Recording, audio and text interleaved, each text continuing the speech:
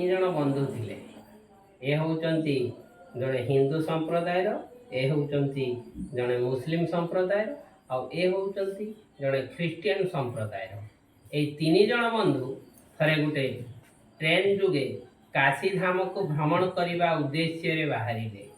हिंदू मुस्लिम आ Christian जेतेबेले ए तीन जन जाक गोटे ट्रेन ले गोटे डबारे बसी थांती तांको भितर एक जुक्ति तर्क चली थाए। हिंदू भाई जन को कहते आम ठाकुर स्वयं जगन्नाथ बड़ ये होचंती हिंदू संप्रदाय आउ ए होचंती मुस्लिम संप्रदाय आउ ए होचंती ख्रिस्टियन संप्रदाय। ए तीन जन बंधु जो आपण माने देखुचंती जेतेबेले ट्रेन भितर बसी थांती तांको भितर एक जुक्ति तर्क चली थाए।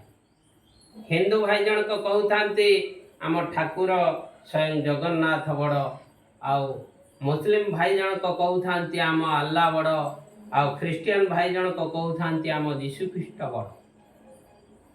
सेमानंकर एही प्रकार जुक्ति तर्क शुणी ट्रेन ले बसी जड़े गुणी ज्ञानी भद्र व्यक्ति कहिले आपण माने अजथारे वृथारे कहीं पाटितुंड करुचंती।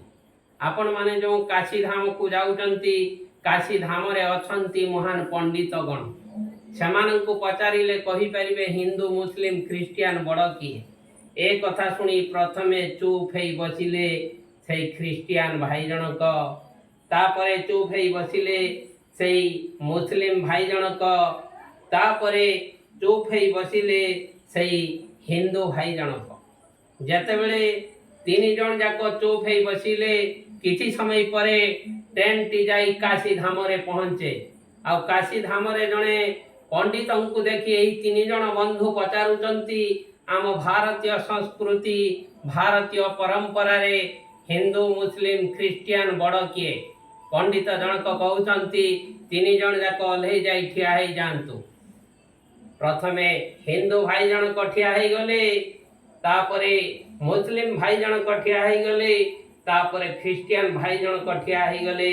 देखा जाए तो तीन जन जाक समान अछंती। हिंदू मुस्लिम ख्रिस्टियन तीन जन जाक समान अछंती। एई तीन जन को नहीं मु वर्तमान आपण मानक सामने रे एक मैजिक देखैबी। ये होचंती हिंदू हिंदू मानकर नीति नियम निष्ठा अलगा तांकर ठाकुर अलगा आउ ए होचंती मुस्लिम मुस्लिम मानकर मध्य नीति नियम निष्ठा अलगा आउ ए होचंती ख्रिस्टियन ख्रिस्टियन मानकर मध्य नीति नियम निष्ठा सबु किछि अलगा अलगा। हिंदू मुस्लिम ख्रिस्टियन ए जो तीन जन आपण माने देखुचंती अलगा अलगा रहिचंती ना ए तीन जन मो वर्तमान आपण मान को देखौती ए तीन जन जाक वर्तमान गोटे सूत्र रे बांधी हेई जाइचंती चेन आकार रे छंदी हेई रहिचंती। हिंदू मुस्लिम ख्रिस्टियन आमे समस्त एमिति चेन आकार रे भाईचारापण रे बंची आसीचे चली आसीचे रही आसीचे।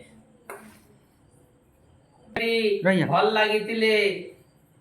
लागितिले लाइक कमेंट शेयर करिवे।